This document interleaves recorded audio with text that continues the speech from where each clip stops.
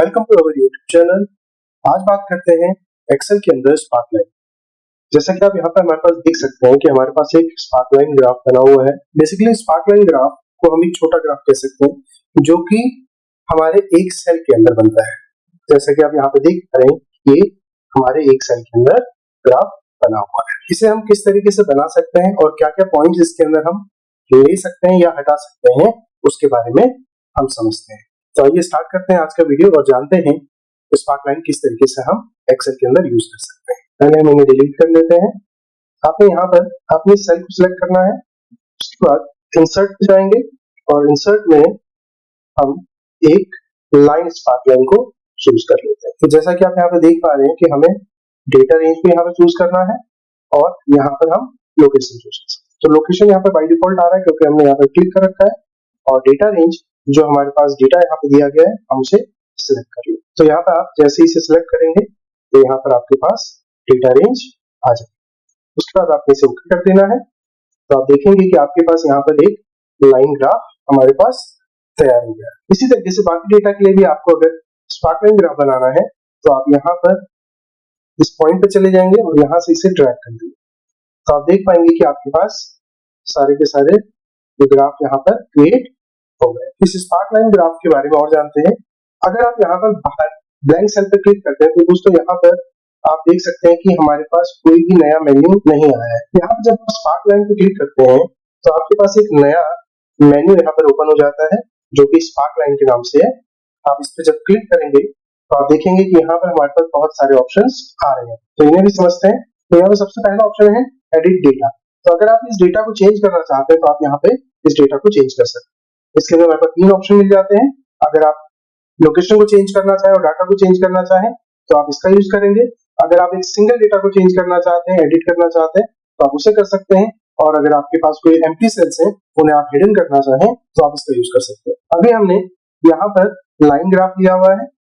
अगर आप इसे कॉलम ग्राफ में चेंज करना चाहें तो आप जस्ट कॉलम पे क्लिक कर देंगे तो आप देख पाएंगे कि आपका जो ग्राफ है वो अब कॉलम लाइन ग्राफ के अंदर चेंज हो गया। इसी तरीके से हमारे पास विन लॉस का ऑप्शन आता है जिसके अंदर आपका जो ग्राफ है वो बिल्कुल इक्वल शो करता है, क्योंकि ये विन लॉस को मेंशन करता है। या फिर अगर हमारे डेटा के अंदर कुछ वैल्यूज प्लस में और कुछ वैल्यूज माइनस में हो तो यहाँ पर इस डाटा को हम चेंज कर सकते हैं। तो आप देख सकते हैं यहाँ पर कि अगर हम इसे -5 कर देते हैं तो आप देखेंगे कि आपका जो ग्राफ है उसका एक पॉइंट नीचे आ गया क्योंकि ये वैल्यू अब माइनस में। तो यहाँ पर अगर विन लॉस शो करना हो या प्लस माइनस में किसी डेटा को दिखाना हो तो हम विन लॉस ग्राफ यूज कर सकते हैं। अगेन हम इसे लाइन वे में ले लेते हैं। अब यहाँ पर आपके पास कुछ पॉइंट्स दिए गए हैं जिसमें आपके पास हाई पॉइंट का ऑप्शन दिया गया है, लो पॉइंट का दिया गया है। तो इसकी मदद से आप यहाँ पर देखेंगे कि जो भी वैल्यू हमारे पास सबसे बड़ी है वो सारे के सारे पॉइंट यहाँ पर हाईलाइट हो गए।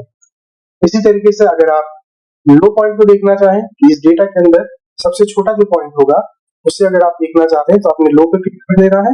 आप देखेंगे कि यहाँ पर जो भी लो पॉइंट है वो यहाँ पर सिलेक्ट हो गए।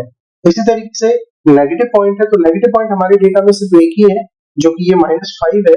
अगर आप इसे भी देखना चाहें तो आप इसे भी देख सकते हैं। तो देखिए कहीं पर भी यहाँ पर कोई पॉइंट हाईलाइट नहीं हुआ है, सिर्फ माइनस वाले पॉइंट को उसने यहाँ पर हाईलाइट कर दिया। फर्स्ट पॉइंट को देखना चाहें डेटा के तो फर्स्ट पॉइंट आप आ सकते हैं और लास्ट पॉइंट को देखना चाहें तो लास्ट पॉइंट को देख सकते हैं।